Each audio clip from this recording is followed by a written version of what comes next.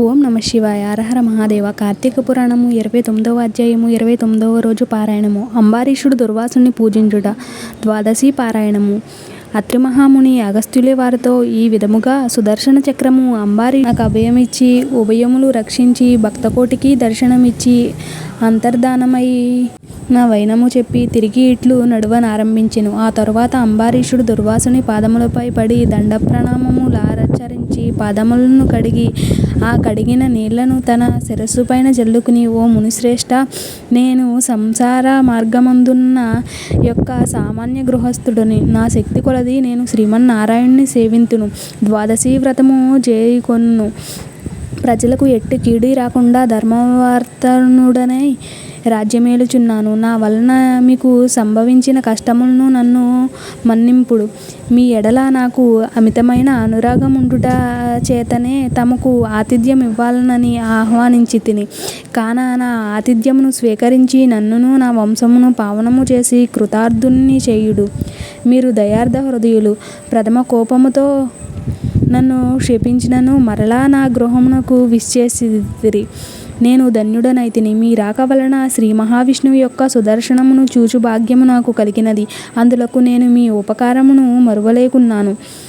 మహానుభావ, నా మనస్సంత సంతోషముచే మిమ్మెట్లు స్తుతింపవలనో నా నోట పలుకులు రాకున్నవి. నా కండ్ల వెంట వచ్చు ఆనంద బాష్పములతో తమ పాదములు కడుగుచున్నాను. తమకు ఎంత సేవ చేసినను ఇంకనూ రుణపడి ఉండును. కాన ఓ పుణ్యపురుష, నాకు మరలా నరజన్మ రాకుండా ఉండేటట్లును సదా మీ బోటి మునిశ్రేష్ఠుల యందును ఆ శ్రీమన్నారాయణుని యందును మనస్సు గలవాడనై యుండునట్లును నన్నాశీర్వదించుడనియు ప్రార్థించి సహాపంక్తి భోజనమునకు దయచేయుమని ఆహ్వానించెను. ఈ విధముగా తన పాదములపై పడి ప్రార్థించుచున్న అంబారీషుని ఆశీర్వదించి, రాజా, ఎవరు ఎదుటివారి బాధను నివారణ గావించి ప్రాణములు కాపాడుదురో, ఎవరు శత్రువులకైనను శక్తి కొలది ఉపకారము చేయుదురో అట్టి వారి తండ్రితో సమానమని ధర్మశాస్త్రములు తెలియజేయుచున్నవి. నీవు నాకు ఇష్టుడవు, తండ్రితో సమానమైన వాడవు. నేను నీకు నమస్కరించినచో నాకంటే చిన్నవాడు అగుట వలన నీకు ఆయుక్షీణము కలుగును. అందుచేత నీకు నమస్కరించుట లేదు. నీవు కోరిన ఈ స్వల్ప కోరికను తప్పక నెరవేర్చెదను. పవిత్ర ఏకాదశి వ్రత నిష్ఠుడవగు నీకు మనస్తాపమునకు కలగచేసినందులకు వెంటనే నేను తగిన ప్రాయశ్చిత్తమును అనుభవించి తిని. నాకు సంభవించిన విపత్తును తొలగించుటకు నీవే దిక్కైతివి. నీతో భోజనము చేయుట నా భాగ్యముగాక మరొకటి యగునా అని దుర్వాసన మహాముని పలికి అంబారీషుని అభిష్టము ప్రకారము పంచభక్ష్య పరమాన్నములతో సంతృప్తిగా విందారగించి అతని భక్తిని కడుంగకు ప్రశంసించి అంబారీషుని దీవించి సెలవు పొంది తన ఆశ్రమమునకు వెళ్ళెను. ఈ వృత్తాంతమంతయు కార్తీక శుద్ధ ద్వాదశి దినంబున జరిగినది. కాన ఓ అగస్త్య మహాముని, ద్వాదశి వ్రత ప్రభావము ఎంతటి మహత్యమును కలదో గ్రహించితివి కదా. ఆ దినమున విష్ణుమూర్తి క్షీరసాగరమందున శేషశయ్యంపై నుండి లేచి ప్రసన్న మనస్కుడయుండును.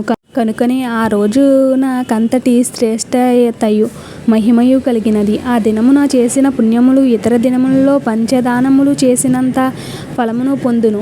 ఏ మనుజుడు కార్తీక శుద్ధ ఏకాదశి రోజున శుష్కోపవాసము నుండి పగలెల్లా హరినామ సంకీర్తనముచే గడిపి ఆ రాత్రంతయు పురాణము చదువుతూ లేక వింటూ జాగరణ చేసి ఆ మరునాడు అనగా ద్వాదశి నాడు తన శక్తి కొలది శ్రీమన్నారాయణుని ప్రీతి కొరకు దానములిచ్చి బ్రాహ్మణులతో కూడి భోజనము చేయునో అట్టి వారి సర్వ పాపములు ఈ వ్రత ప్రభావము వలన పటాపంచలైపోవును. ద్వాదశి దినము శ్రీమన్నారాయణునకు ప్రీతికరమైనది కనుక ఆనాడు ద్వాదశి గడియలు తక్కువగా నున్నను ఆ గడియలు దాటకుండానే భుజింపవలెను. ఎవరికైతే వైకుంఠములో స్థిర నివాసం ఏర్పరచుకొని ఉండాలని కోరిక ఉండునో అట్టి వారు ఏకాదశి వ్రతము ద్వాదశి వ్రతము రెండునూ చేయవలెను. ఏ ఒక్కటియు విడవకూడదు.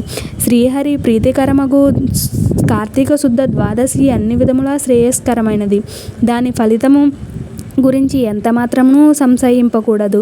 మర్రి చెట్టు విత్తనము చాలా చిన్నది అయినను అదే గొప్ప వృక్షమైన విధముగా కార్తీక మాసములో నియమానుసారముగా చేసిన ఏ కొంచెము పుణ్యఫలమైనను అది అవసాన కాలమున యమదూతల పాలు కానీయక కాపాడును.